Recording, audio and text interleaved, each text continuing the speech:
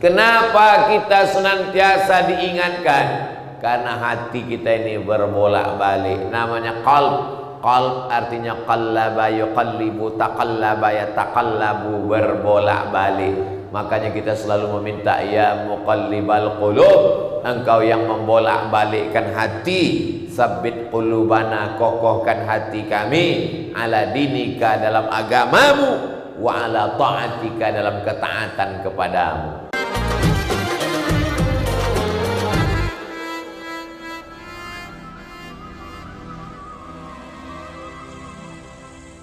Assalamualaikum warahmatullahi wabarakatuh.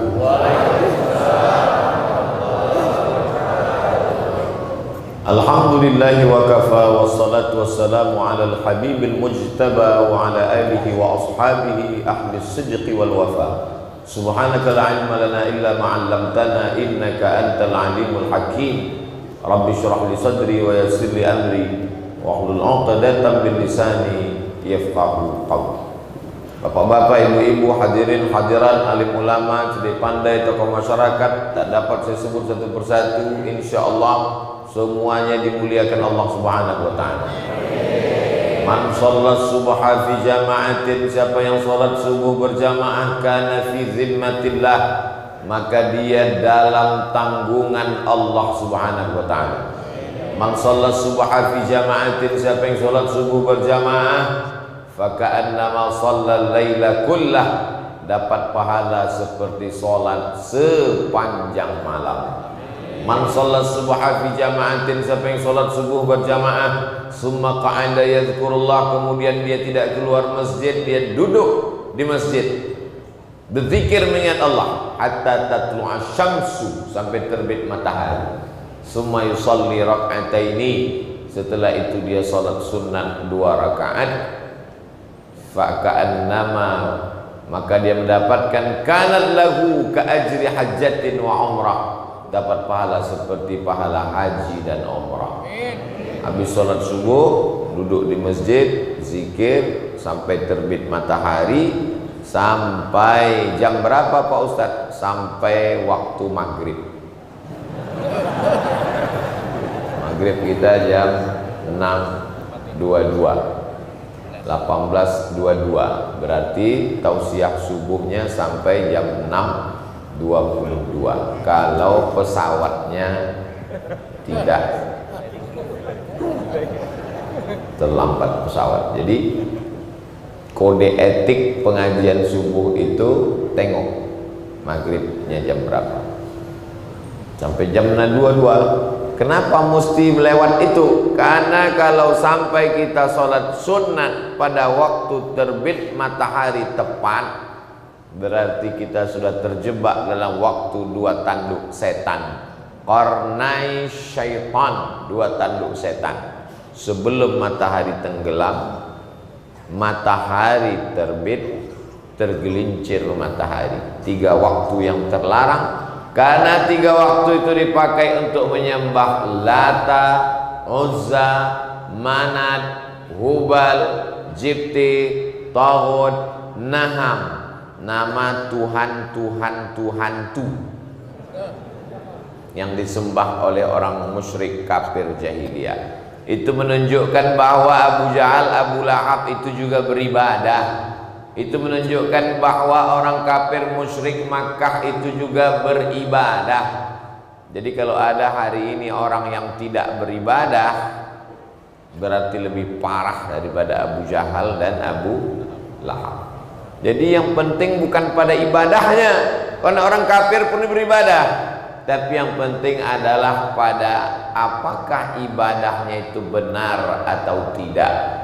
Maka ketika dia mempersekutukan Allah, menyembah kepada selain daripada Allah, la in asyrakta, kalau kau persekutukan aku, kata Allah, kau sembah selain aku, la yahbatanna amaluka, maka semua amal-amalmu gugur seperti pohon rindang, daunnya kering, dihembus angin, hilang, tak bermakna. Wa qadimna, kami datangkan semua yang mereka lakukan dulu di dunia, kami datangkan. Lalu kemudian amalnya itu kami jadikan haba'an mansura, seperti debu yang dihembus angin, seperti daun kering yang ditiup angin kencang. Ini sedekahmu, ini sholatmu, ini puasamu, ini hajimu, ini umrahmu, ini zikirmu, ini khatam Quran, tak bermakna di hadapan Allah. Apakah mata kita melihat amal kita itu? Ya. Faman ya'mal mithqala dzarratin khairan. Ya, mata kita semua melihat amal kita. Ada orang kehausan karena tidak ada air minum, biasa. Yang paling menyakitkan adalah air minumnya ada tapi tak bisa diminum. Itu namanya azab. Azab itu bukan berarti tidak ada nikmat. Nikmatnya ada tapi tidak bisa dinikmati. Itulah azab. Azab artinya al-man'u, tercegah untuk menikmati sesuatu. Istrinya ada tapi tak bisa dinikmatinya. Kenapa? Karena dia sakit. Itu azab. Mudah-mudahan kita sehat semua. Dari bunyi aminnya seperti ketakutan. Siapa yang berani menghadapi penyakit? Penyakit itu adalah ujian. Tapi ketika Allah berkehendak, tidak ada yang bisa menolak kehendak Allah. Orang beriman tidak pernah takut. Kenapa? Karena dalam setiap yang datang tidak dia sukai itu, asa an takrahu syai'an, boleh jadi engkau benci sesuatu, wa yaj'alallahu fihi khairan katsira. Kau benci sesuatu, tapi di dalam kebencian itu ada banyak kebaikan. Orang tidak suka sakit, benci dia sakit, benci dia jantung koroner, benci dia diabetes meletus, benci dia asam urat, benci dia kanker. Tapi di dalam kebencian itulah sujudnya akan lebih lama. Orang kalau sakit itu sujudnya lama. Ya Allah, lama. Begitu sehat, pas macam stempel kantor pos. Orang kalau sedang sakit di rumah sakit, tangannya mau tasbih, astagfirullah, subhanallah, Allahu akbar, Allahumma sholli. Begitu sehat, langsung handphone. Itu menunjukkan lebih baik sakit apa sehat? Bingung. Lebih baik sehat mengingat Allah, lebih baik sakit mengingat Allah. Sakitnya siapa? Sakitnya Ayyub alaihi salam. Tidak pernah hatinya itu lalai daripada mengingat Allah. Sehatnya siapa? Sehatnya Sayyidina wa Maulana Muhammad sallallahu alaihi wasallam. Kayanya siapa? Kayanya Daud alaihi salam. Susahnya siapa?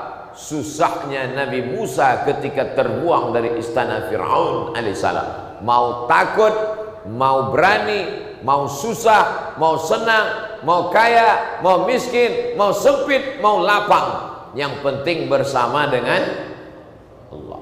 Innallaha ma'as sabirin. Allah akan bersama dengan orang yang mampu menekan hawa nafsunya. Jadi yang penting itu adalah kebersamaan dengan Allah. Ingatlah apa yang dikatakan Sayyidina Abu Bakar Siddiq ketika berada di dalam Jabal Sur, ketika akan pindah ke kota Al-Madinah Al-Munawwarah dari kota Makkah Al-Mukarramah. Ketika itu dikejar oleh orang kafir musyrik, dia ketakutan, dia cemas, dia ngeri, dia galau, dia gundah gulana.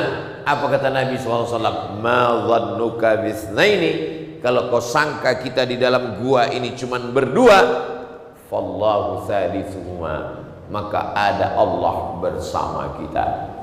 Nanti mereka menangkap kita, nanti mereka membunuh kita, nanti mereka menyakiti kita, nanti kita menganiaya kita. La tahzan, innallaha ma'ana. Jadi sesungguhnya, Ustaz, kenapa kita mesti sholat subuh, sholat zuhur, sholat asar, sholat maghrib, sholat isya, sholat duha, sholat tahajud, sholat witir, sholat qabliyah, sholat ba'diyah? Banyak sekali ibadah kita ini. Bisa nggak dipres agak jadi sekali aja sebulan? Hati kita ini berbolak-balik. Yusbihu mu'minan, kafirnya, paginya beriman, wa yumsi kafiran, sorenya bisa kafir. Itulah mengapa setiap waktu itu kita senantiasa terbit fajar, terbuka mata, bersaut-sautan suara azan di kota Balikpapan. Allahu Akbar, Allahu Akbar. Belum lagi azan di sini, sudah azan di sini.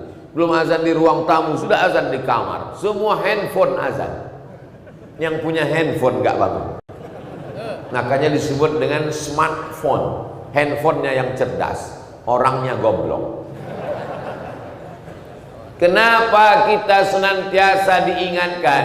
Karena hati kita ini berbolak-balik. Namanya qalb. Qalb artinya qallaba yuqallibu, taqallaba yataqallabu, berbolak-balik. Makanya kita selalu meminta, ya muqallibal qulub, engkau yang membolak-balikkan hati, sabbit qulubana, kokohkan hati kami, ala dinika, dalam agamamu, wa ala ta'atika, dalam ketaatan kepadamu. Makanya kita disuruh berkumpul dengan orang-orang soleh. Ini saya sedang bersama dengan orang-orang soleh semuanya. Dari mana Ustaz tahu orang ini soleh? Karena mereka saling mendoakan di dalam solat mereka. Assalamualaikum ayyuhan nabiyyu wa rahmatullahi wa barakatuh.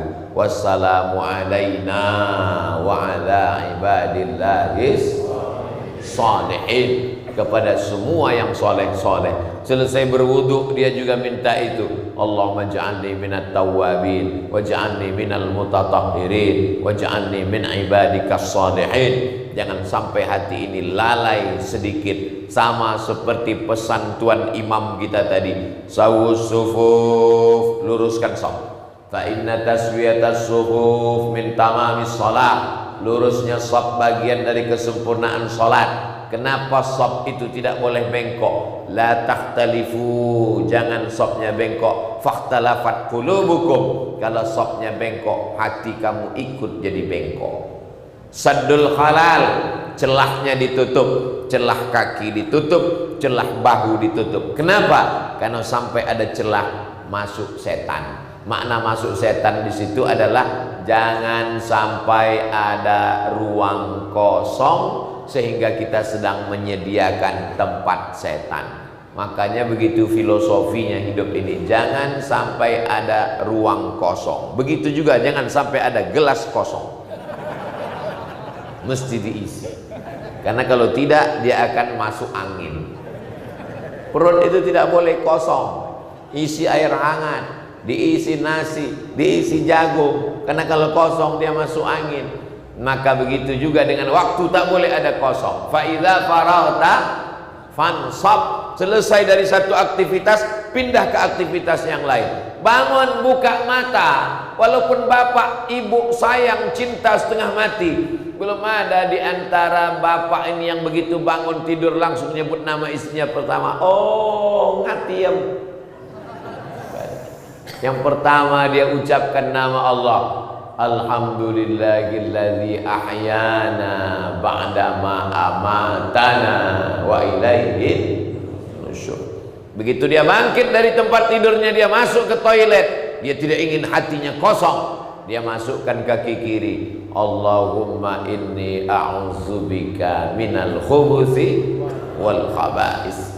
Selesai itu dia keluar dari kamar mandi yang ada WC-nya, yang ada tempat nya, yang ada toiletnya di dalam. Apa kata dia? Ghufranaka, ampunkan aku ya Allah. Kenapa keluar dari WC minta ampun sama Allah? Karena ketika berada di WC tadi mulutnya tidak berzikir mengingat Allah. Karena dalam WC tak boleh menyebut nama Allah. Terdengar suara azan dari luar masjid. Hayya 'alas shalah. Dia dalam WC, dia sambut la haula wala quwata illa billah. Tak boleh. Dalam hati saja, maka lidahnya lalai. Keluar dari dalam WC dia ngaku lalai. Ghufranaka, ampunkan aku ya Allah. Sebelum pergi ke masjid rapikan dulu rambutnya, jangan sampai ketahuan bangun tidur. Jangan sampai kita di masjid orang senyum kita senyum, orang ketawa kita ketawa, rupanya yang diketawakan orang kita. Gara-gara taik mata sebesar biji bakso. Dirapikan dulu, bersih semuanya sudah. Saat melihat wajah di cermin, jangan sampai hati lalai dan lupa. Allahumma kama hassanta khalqi fahassin khuluqi. Sebagaimana kau perbaiki bentuk fisik zahirku, perbaiki juga hatiku, jangan sampai lalai lupa kepada Engkau ya Allah. Keluar dari rumah, bismillah tawakkaltu 'ala Allah, la haula wala quwata illa billah. Dari rumah sampai ke Masjid Al-Munawwarah, mulutnya pun tak kosong. Umat kami naik motor, saya lihat tuh di lampu merah, bapak-bapak berhenti lampu merah, salut saya, masya Allah, mulutnya komat kami. Rupanya ada handphone di balik helm. Kita sangka dia sedang bertasbih, tapi husnuzon lah. Insya Allah walaupun sedang ngobrol hatinya tak lalai. Insya Allah. Ustaz Somad, kata Habib yang paling bagus salawat, kata Kiai yang paling bagus istighfar, kata Ustadz yang paling bagus adalah memperbanyak subhanallah wa bihamdi subhanallahil azim. Kata Ustadz satu lagi yang ceramah, Tuan Guru mengatakan yang paling bagus adalah Abdul Zikri fa'lam annahu la ilaha illallah. Terus mana yang kamu amalkan? Itulah sampai sekarang belum ada satu pun lagi. Ini namanya orang terlalu sibuk ngaji sampai tidak beramal. Istighfar bagus, man lazimal istighfar, siapa yang memperbanyak istighfar, ja'alallahu lahu min kulli dhiqin makhraja, kesempitan hatinya dilapangkan Allah, wa min kulli hammin faraja, kesusahan hatinya diberikan kebahagiaan, wa razaqahu min haitsu la yahtasib, diberi rezeki dari jalan yang tak disangka-sangka. Memperbanyak istighfar. Astaghfirullahaladzim, astaghfirullahaladzim, astaghfirullahaladzim, astaghfirullahaladzim. Katanya yang panjang Pak Ustaz, astaghfirullahaladzim alladzi la ilaha illa huwal hayyul qayyum wa atubu ilaih. Katanya yang lebih panjang Pak Ustaz, Allahumma anta rabbi la ilaha illa anta khalaqtani wa ana 'abduka wa ana 'ala 'ahdika wa wa'dika mastata'tu a'udzu bika min syarri ma sana'tu abu laka bi ni'matika 'alayya wa abu bi dhanbi faghfir li fa innahu la yaghfiru dzunuba illa anta. Saya nggak hafal, malu Pak Ustaz, gerak-gerakkan aja mulut, nggak usah keluarkan suara. Astaghfirullah Rabbal baraya, astaghfirullah minal khataya, Rabbi zidni ilman nafi'a wa wafiqni amalan salihah. Astagfirullah, aku minta ampun kepada Engkau ya Allah. Rabbal baraya, Rabb artinya tiga: pencipta, penjaga, pemberi rezeki. Maka ketika orang berkata ya Rabb, Engkau yang mencipta aku, Engkau yang menjaga aku, Engkau yang memberi aku rezeki. Ketika dia berkata ya Rahman, Engkau yang menyayangi aku. Ya Ahad, Engkau yang tunggal esa tak berbilang. Ya Samad, bukan Ustaz, Engkau tempat aku bergantung. Qul huwallahu ahad, Allahus samad. Meminta kepada dia tempat bergantung. Tak ada tempat bergantung. Bergantung ke batang kayu patah, bergantung ke besi berkarat, bergantung kepada kuasa sirna, bergantung kepada harta lenyap, bergantung kepada orang hidup mati, bergantung kepada dia hayyun la yamut. Allahu la ilaha illa huwal hayyul qayyum, yang maha hidup, yang maha mengatur, Allah subhanahu wa ta'ala. Faqultu astaghfiru rabbakum innahu kana ghaffara. Minta ampun kepada Allah, kau dapati Allah mengampuni dosa-dosa. Datang seorang Yahudi, dia sudah membunuh 99 orang. Dijumpainya pendeta Yahudi. Pendeta Yahudi, ya, aku sudah membunuh 99 orang. Apakah Tuhan mengampuni aku? Kata pendeta Yahudi, kau masuk neraka karena kau sudah membunuh orang. Diambilnya pisau, kalau begitu kau yang ke-100. Dalam Islam, innallaha la yaghfiru an yushraka bihi, Allah tidak mengampunkan dosa syirik. Wa yaghfiru ma duna dzalika liman yasha, Allah mengampunkan dosa selain itu. Bagaimana kalau kami pernah menyembah berhala Pak Ustaz? Apakah Abu Bakar tak pernah menyembah berhala? Apakah Umar tak pernah menyembah berhala? Apakah Utsman tak pernah menyembah berhala? Tapi ketika mereka masuk Islam dan bertaubat, illa man taba, orang yang bertaubat, wa amana, beriman dengan baik, wa amila amalan salihah, mereka beramal saleh, ulaika yubaddilullahu sayyiatihim hasanat. Semua dosa-dosa mereka dulu bukan sekedar diampunkan Allah, bukan sekedar dihilangkan Allah, diganti Allah dengan kebaikan. Pak Ustadz katanya kalau kita taubat itu dosa kita hilang. Dosa bukan cuma hilang, diganti Allah. Ayatnya jelas, yubaddilullahu sayyiatihim hasanat. Zinamu, minum khamarmu, mabukmu, syirikmu diganti Allah. Jadi apa makna orang yang syirik itu tidak diampunkan Allah? Orang yang syirik tidak sempat bertaubat, mati di neraka jahanam, tak keluar-keluar. Beda sama orang yang buat dosa selain syirik, nggak sempat taubat, mati. Dia cuman transit sebentar aja, ya obok-obok sedikit dalam neraka, habis itu baru dia keluar. Neraka itu berapa derajat Celcius Pak Ustadz? Diletakkan batu kerikilnya sebesar ujung kelingking di tapak kaki, mendidih otakmu di kepala. Nah, hitunglah berapa derajat Celcius itu.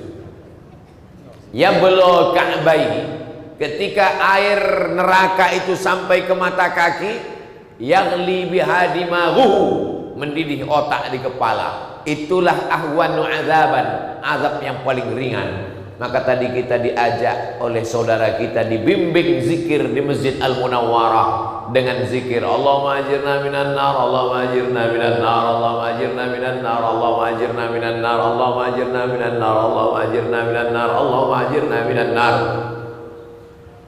Tuan Guru, ya, apa amalannya biar supaya rezeki saya lancar?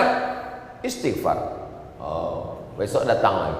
Tuan Guru, ya, apa amalannya supaya tanam-tanaman saya subur? Istighfar. Oh, besok datang lagi. Tuan Guru, ya, apa amalannya supaya istri saya hamil punya anak? Istighfar. Nampaknya Tuan Guru ini nggak ada amalan lain kecuali istighfar. Padahal yang ngomong begitu bukan Tuan Guru. Ayat Al-Quran.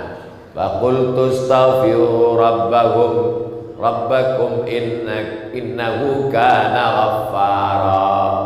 Beristighfarlah kepada Allah, maka Allah akan mengampuni dosamu. Setelah itu, yursilis samaa 'alaikum midrara, akan diturunkannya hujan.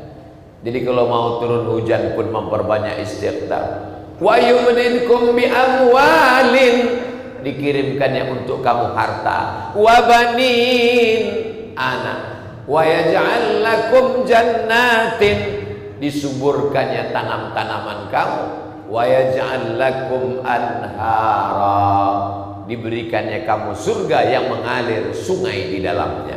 6. Keutamaan istighfar. 3 ditambah dalam hadis. 9 yang disebutkan dalam Quran dan sunnah Rasulullah Sallallahu Alaihi Wasallam. Ingat-ingat yang 9 ini, karena akan masuk UAS, ujian akhir semester. Apa aja tadi Pak Ustadz? Apa aja tadi Pak Ustadz? Apa aja tadi Pak Ustadz? Gak usah kau catat, gak usah diulang. Bisa ditonton ulang di channel Ustadz Abdul Somad Official. Subscribe, like, share, and comment. Oh, baik istighfar tuh Pak Ustadz, bagus. Tapi jangan mulutnya beristighfar, tapi perbuatannya lanjut terus. Jangan lidahnya beristighfar, tapi hatinya tak takut pada Allah. Rukun taubat ada 3. Yang pertama, an-nadamu fil qalbi, menyesal dalam hati. Yang kedua, al-iqraru bil lisani, diucapkan dengan lidah, astaghfirullahalazim, astaghfirullahalazim, astaghfirullahalazim, alladzi la ilaha illa huwal hayyul qayyum wa atubu ilaih. Yang keempat, al-itmaru alla ya'uda ilaihi abadan. Yang ketiga, tekad kuat untuk tidak kembali kepada perbuatan. Mudah-mudahan yang berzina, yang pakai narkoba, yang minum khamar, yang gak sholat, yang bakil, medit, kedekut, tak mau berzakat, setelah subuh ini taubat sebenar-benar taubat insyaallah. Ya ayyuhalladzina amanu, hai orang yang beriman, tubu ilallah, bertobatlah kepada Allah taubatan nasuha. Apa itu taubat nasuha? Saya diajak untuk panen madu lebah. Emang ada madu yang lain? Ada. Madu kelulut. Panen madu lebah, batang kayu tualang 50 meter ke atas. Ustadz kok tahu 50 meter? Talinya 50 meter, ditembak pakai batu kerikil ke atas, turun ke bawah. Saya tanya, Pak, ini berapa meter panjang tali ini? 100. Pas, 50 ke atas, 50 ke bawah. Setelah ditembak pakai tali pancing, tali pancingnya turun ke bawah, ditarik, tali sebesar ini naik ke atas. Tukang panjatnya 1 orang, yang narik 2 orang. Sampai ke atas. Lalu dia cincang itu sarang lebah pakai golok. Jatuh ke bawah. Apa yang ada di sarang lebah? Lebah, anak lebah, suami lebah, ratu lebah, bangkai lebah, lilin lebah, sampah-sampah, daun-daun. Ustadz tolong pegang kainnya. Kami pun memegang kain. Ternyata sarang lebah tidak boleh diramas, tidak boleh ditekan. Madu yang paling bagus dibiarkan disaring, ditiriskan. Itulah baru saya minum. Oh, selama ini kalau saya minum madu kok nyelekit ya? Itu karena dipres Ustadz, bersatu sama lilinnya, sama anaknya, sama cucunya. Yang bagus tuh begini Pak Ustadz. Betul kata dalam bahasa Arab. Arti kata nasuha adalah menyaring madu lebah sehingga sampah-sampahnya tinggal di atas, madu murni turun ke bawah, diminum rasanya sulit diungkapkan dengan kata-kata. Yummy. Sampah-sampahnya di atas. Itulah arti nasuha. Kenapa? Karena kita ini banyak sampahnya. Ada rantingnya, ada daunnya, ada lilinnya, ada lebahnya, ada sampahnya. Sampahnya tinggal ke atas, tinggal madu murni turun ke bawah, diminum. Alaikum bisyifa'aini, hendaklah kamu berobat dengan 2 obat, al-asal madu wal Quran, banyak-banyak membaca Quran. Yang zahir madu, yang gaib Al-Quran. Wa nunazzilu minal Quran, kami turunkan Al-Quran, ma huwa syifa. Al-Quran itu datang sebagai syifa, penyembuh hati yang luka. Madu diminum sebagai penyembuh bagian dalam tubuh yang luka. Kedua-duanya datang dari Allah Subhanahu wa ta'ala. Jadi apa makna taubat nasuha? Sampah-sampahnya disaring, dibuang. Khudh ma safa, da'ma kadar. Ambil yang jernih, buang yang keruh. Buang sampahnya, ambil.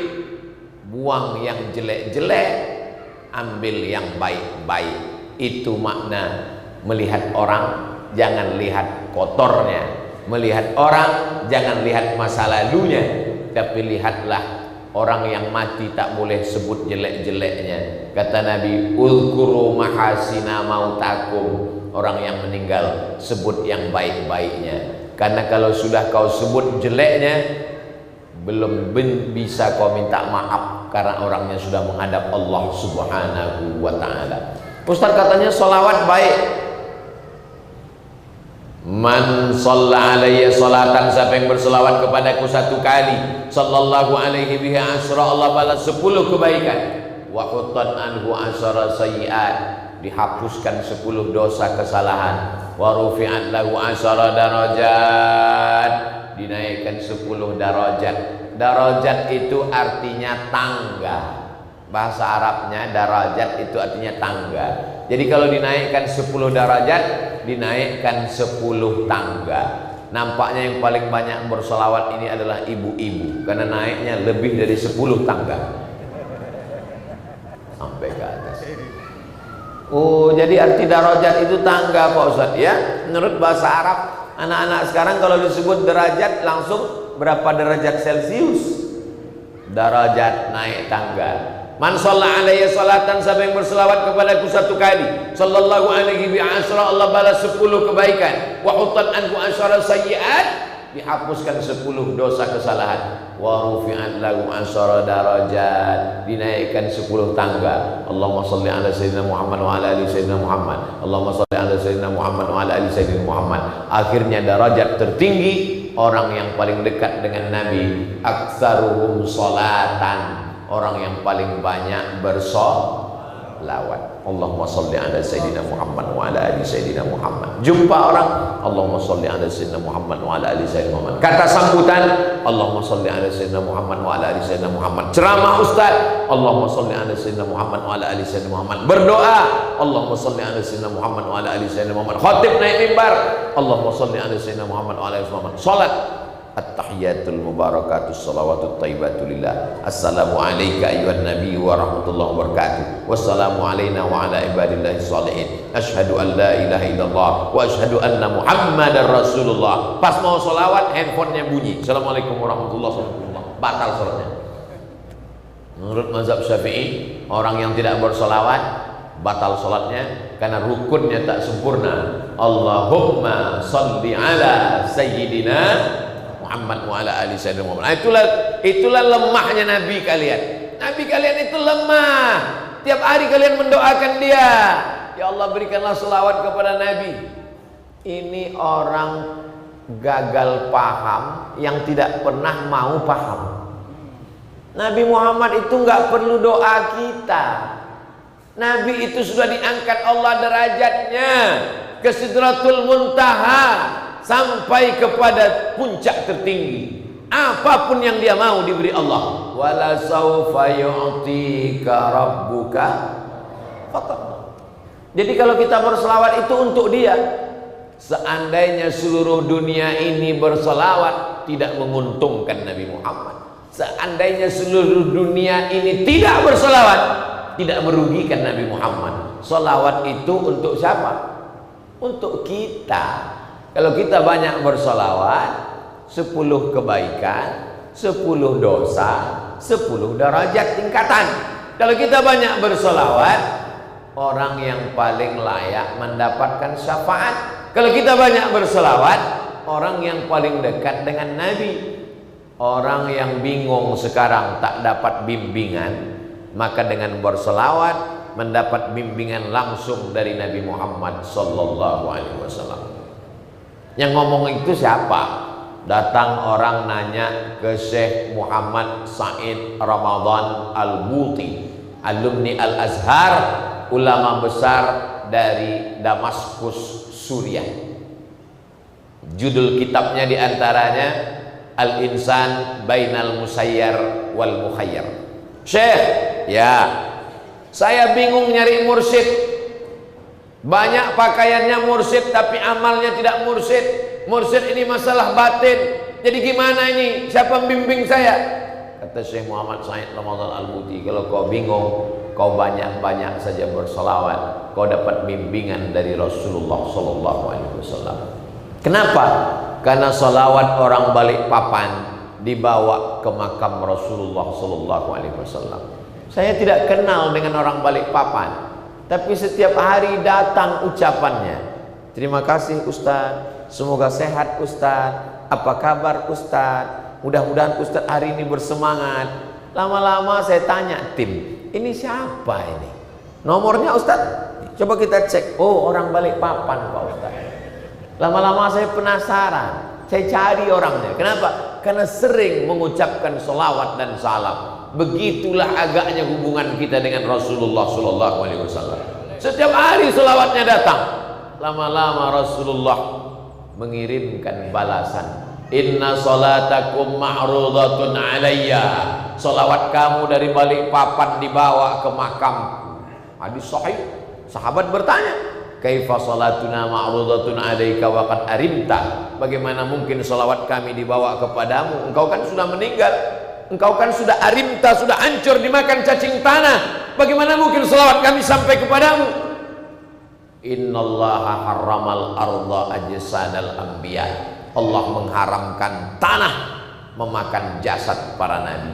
Jasad Nabi Muhammad SAW tidak dimakan cacing tanah. Bapak Ibu percaya? Terserah, nggak percaya nggak apa-apa.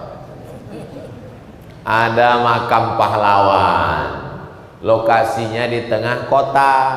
Karena perluasan kota, maka bupati beserta forum komunikasi pimpinan daerah dan DPRD sepakat supaya makam pahlawan ini dipindahkan ke pinggir kota. Keluarga-keluarga pun semuanya setuju. Ini akan dijadikan taman kota. Kan nggak mungkin nanti orang ziarah tiba-tiba ada odong-odong di depan.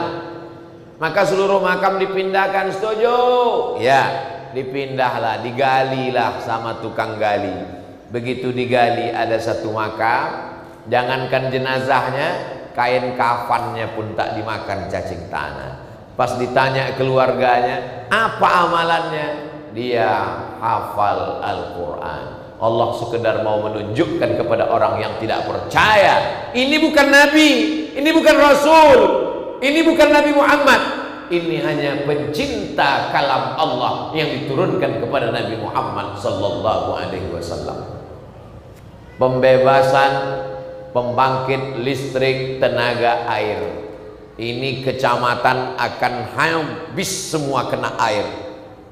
Diumumkan kepada semua camat, kades, kadus, RT, RW, masyarakat akan ada transmigrasi. Masyarakat yang ada tinggal di kampung ini ditransmigrasikan ke desa sebelah.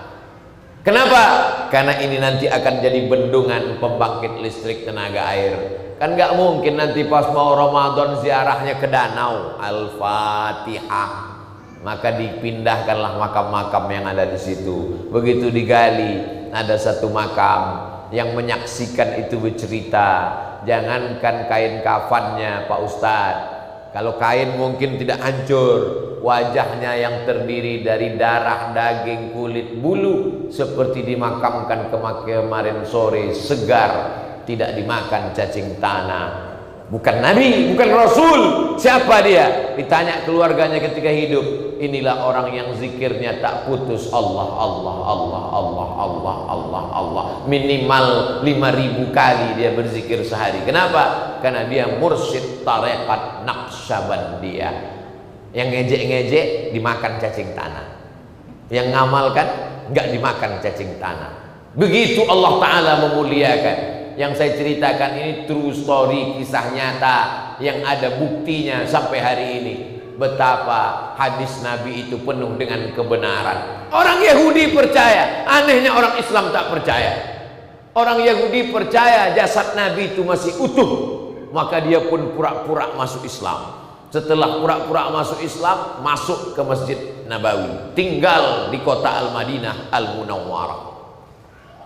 Dia kos. Dari kamarnya tempat kos-kosan itu dia gali terowongan menuju makam Nabi Muhammad karena dia mau mencuri jasad Nabi Muhammad sallallahu alaihi wasallam.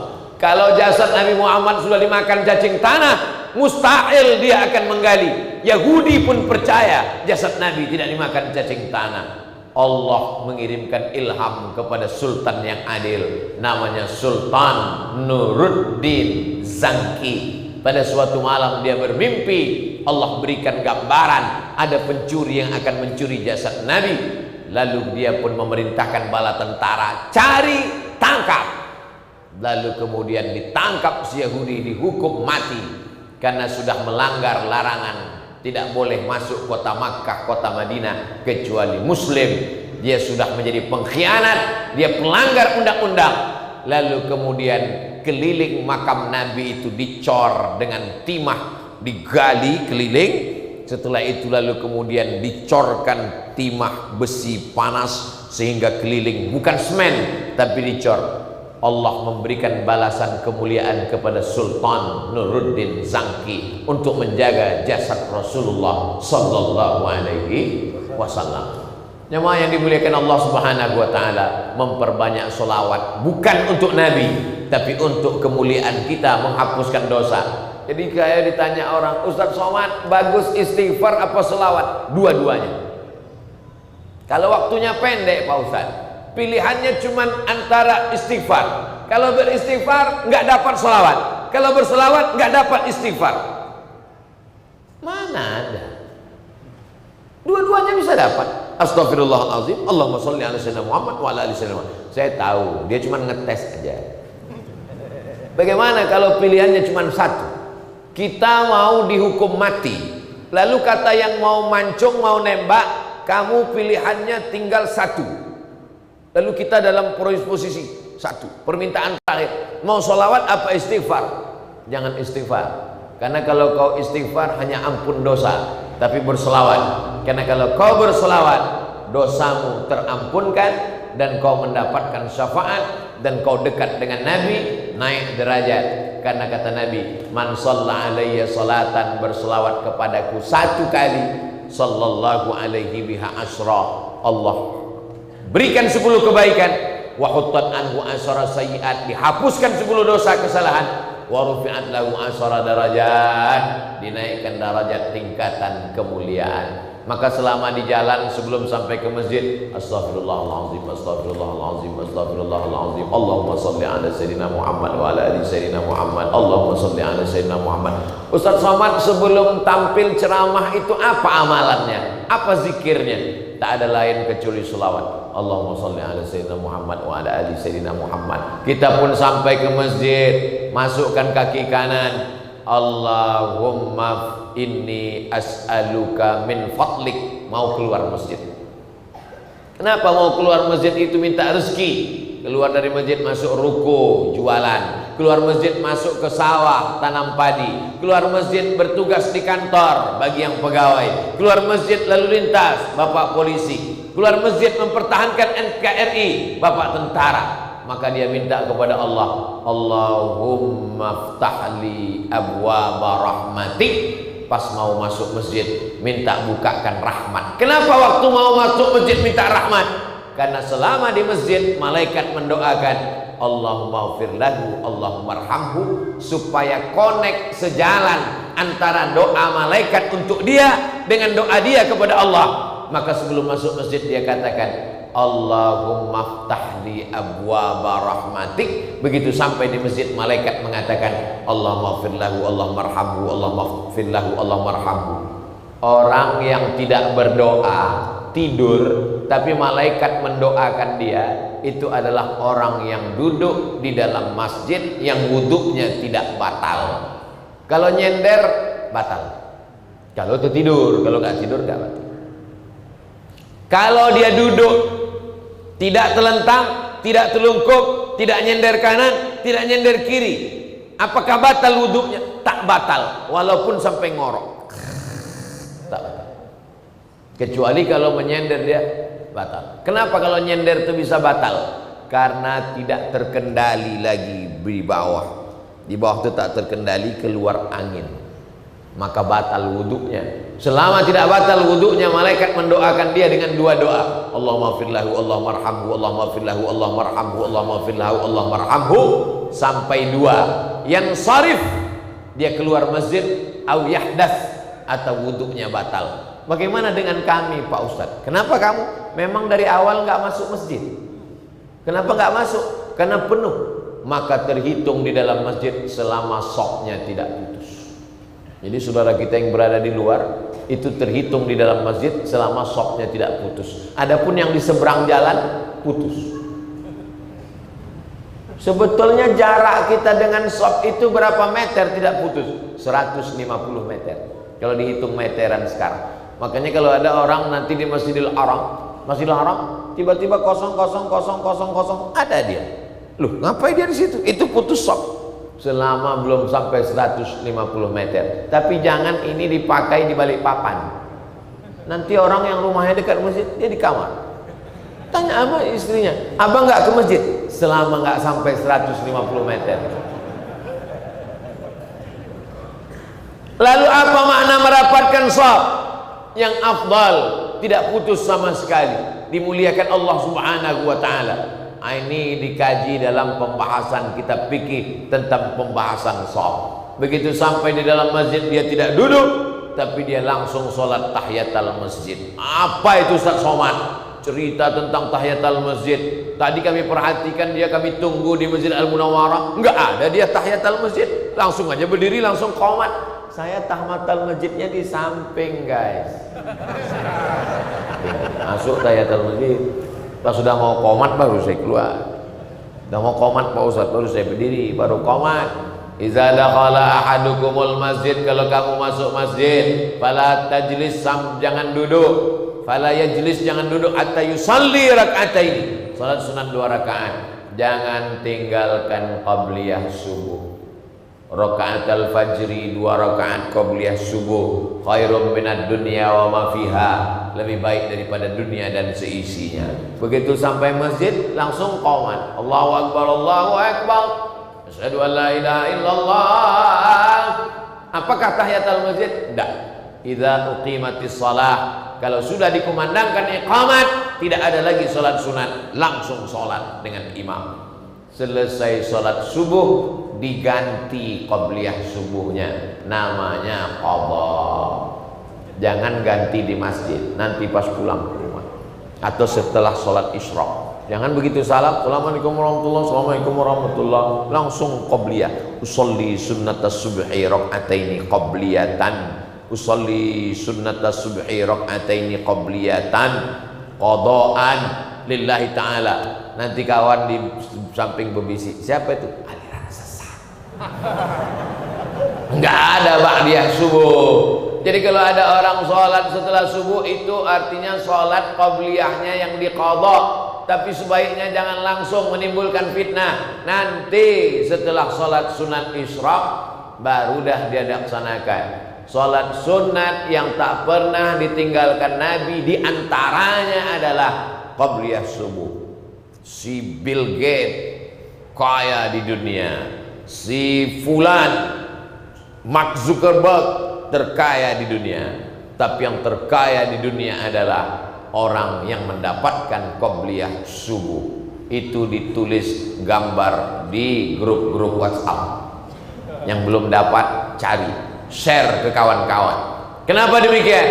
Karena Allah memberikan pesan kepada Nabi Muhammad SAW. Apa kata Nabi?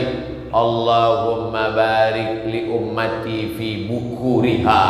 Berikanlah berkah pada umatku ini di waktu pagi. Siapa yang paling pagi bangunnya, dia yang paling berkah hidupnya. Ternyata di seluruh negeri-negeri ini ada orang yang paling pagi bangunnya. Siapa itu? Orang Jepang. Kenapa orang Jepang paling pagi? Karena dia yang pertama terbit matahari. Bapak Ibu yang dimuliakan Allah SWT, orang Jepang itu orang maju. Indonesia sama-sama Asia, bisa dia menjajah kita. Kalau orang Eropa menjajah kita, ya karena dia besar, tegap, tinggi. Orang Jepang sama kita, lebih kecil matanya dari kita lagi. Bisa dia menjajah kita 3,5 tahun. Bahkan nenek moyang kita mengatakan lebih kejam lagi Jepang itu daripada Belanda yang 350 tahun. Lebih menyakitkan. Berapa perempuan-perempuan dari Cina, Tiongkok menuntut Jepang karena pemerkosaan yang luar biasa. Selevel dengan Eropa, dengan sekutu, dengan Jerman, dengan Prancis, dengan Inggris. Sampai akhirnya dibom Hiroshima dan Nagasaki. Tak tumbuh rumput. Barulah Indonesia merdeka. Pulang mereka ke kampung halamannya. Saking kuatnya mereka. Allah Subhanahu wa ta'ala menurunkan keberkahan walaupun orang itu tidak beriman selama dia bangun di awal pagi. Saya ketika menjadi dewan juri musabaqah tilawatil Quran, tinggal di sebuah pulau, bangun pagi dari hotel ke masjid raya, jalan kaki. Kami tengok, alhamdulillah, hebat orang di sini ya. Kedai-kedai kopi belum sholat subuh sudah buka. Siapa punya? Ayah, kita punya. Orang Islam mana? Kenapa orang Allah beri rezeki kepada orang tak Islam, Pak Ustaz? Bukan masalah Islam tak Islam, dia duluan bangun pagi. Makanya nenek moyang kita mengatakan jangan sampai rezekimu dimakan. Jangan sampai rezeki dipatok ayam. Rezeki umat Islam habis dipatok ayam, diterkam kucing, diambil tikus. dia tak dapat apa-apa, barulah dia bangun pagi. Setelah itu baru menyalahkan, saya sudah Islam, kenapa Allah tak bagi rezeki kepada saya? Bukan salah Allah Subhanahu wa ta'ala, engkau tidak merebut rezeki Allah. Merebut rezeki itu sama seperti padi yang ditebarkan di tengah lawan. Mana ayam yang paling cepat cotoknya, dia yang paling banyak dapat. Begitulah Allah membagi rezeki di hadap permukaan bumi ini. Makanya Nabi mendoakan, Allahumma barik li ummati fi bukuriha. Masya Allah, tabarakallah. Bangun kami pagi tadi keluar, balik papan seperti tidak ada tidurnya. Tadi malam kami pulang pengajian, orang belum tidur. Pulang pagi ini kami mau pengajian, orang nggak tidur. Kapan tidurnya balik papan ini? Hidup terus. Mudah-mudahan Allah menurunkan barokah-barokahnya. Lalu kemudian selesai sholat, kita tidak diperkenankan keluar sampai masuk waktu. Dari tadi Ustaz Somad ngeliat ke atas, ngeliat ibu-ibu, saya ngeliat jam. Jam 6 lewat 22. Di sana sudah 22, di sini masih 19. Ini artinya ikhtilaf-ikhtilaf sedikit, tidak apa-apa. Nah, setelah itu barulah sholat sunat isyraq 2 rakaat. Bagi yang pakai usolli sunnatal isyraq raka'ataini lillahi ta'ala. Sholat subuh berjamaah, duduk berzikir dengan Allah sampai terbit matahari. Sholat sunat isyraq 2 rakaat, dapat pahala seperti haji dan umrah. Nggak bisa sebulan sekali, seminggu sekali. Nggak bisa seminggu sekali, sebulan sekali. Tak bisa seumur hidup sekali. Nggak juga bisa mati aja lah. Apalagi yang bisa kita lakukan biar supaya kita istiqomah, buat kajian subuh. Saya kajian subuh di luar. Kalau yang rutinnya insya Allah dimulai Agustus di masjid dekat rumah saya, subuh Rabu pertama, subuh Rabu kedua, subuh Rabu ketiga, membaca kitab Riyadhus Shalihin. Insya Allah berkelanjutan sampai khatam Riyadhus Shalihin, pindah lagi kitab Al-Azkar, khatam Al-Azkar, pindah lagi kitab Bulughul Maram, khatam Bulughul Maram, pindah lagi kitab Jawahirul Bukhari, khatam Jawahirul Bukhari, pindah Sahih Al-Bukhari, 7.275 hadis. Kalau sudah kitab besar dibaca, 2 kemungkinan. Kalau tidak kitab tuh khatam, kita khatam. Kitab tuh khatam, pindah kitab Sahih Muslim. Kita yang khatam akan dilanjutkan tradisi yang baik itu oleh anak cucu kita insya Allah. Mudah-mudahan kajian-kajian subuh ini terus berlanjut insya Allah. Saya ingin mendengar kabar bukan saat ada. Waktu Ustaz Abdul Somad kemarin, Masya Allah, pengajian di Masjid Al-Munawwarah, sendal hilang. Setelah Ustaz Somad pulang, kami lanjutkan kajian-kajian itu yang sebelumnya seminggu sekali kami buat setiap hari. Pak Ustaz, mantap. Oh, kami nggak bisa kajian Pak Ustaz. Kenapa? Mau masuk kantor. Bohong, kantor masuk jam 8, masa berangkat sekarang?